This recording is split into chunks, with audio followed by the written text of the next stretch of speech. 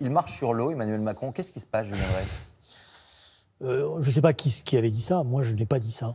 Beaucoup avaient dit ça. Je pense qu'il y a une logique dans le système de la Ve République. Quand un président de la République gagne, surtout avec l'inversion du calendrier, les Françaises et les Français ne se désjugent pas en quelques semaines, sauf accident de parcours. Mais nous avons un exécutif qui a fait très attention, même s'il y a des éléments à pointer et qui posent problème, mais qui a fait attention de ne pas faire la faute majeure, comme ça avait été le cas par exemple en 2007. Et donc il y a une confirmation avec beaucoup de nos concitoyens et concitoyens qui disent finalement il faut lui donner sa chance.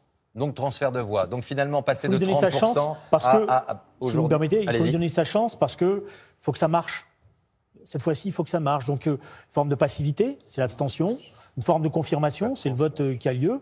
Et puis, effectivement, une crise politique majeure pour la formation que je représente, qu'on a vue au moment de la présidentielle.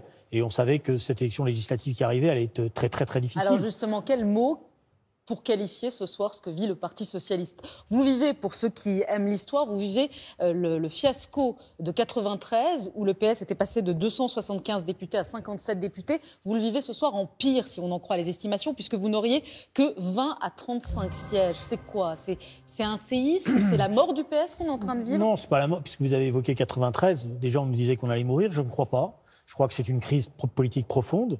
D'abord, il faut attendre le deuxième tour, parce qu'il va y avoir des combats. Et moi, je crois que dans un certain nombre de circonscriptions, ça va être important de voter pour les candidats socialistes qui sont là, parce que chaque député socialiste qui va rester à l'Assemblée nationale sera utile, sera efficace et jouera le rôle de conscience politique nécessaire dans une Assemblée qui risque sinon d'être totalement repliée sur elle-même, parce que ne représentant qu'une partie de la population. Donc je crois qu'il faut continuer à se battre. Et puis après, il va falloir effectivement retravailler profondément à refonder ce qu'a été l'identité socialiste. Et c'est le travail auquel nous allons tenir. Mais pour l'instant, il faut encore, cette semaine, travailler à essayer de gagner le maximum. Et puis, si vous me permettez, parce que la vie politique, c'est quand même quelque chose de très injuste.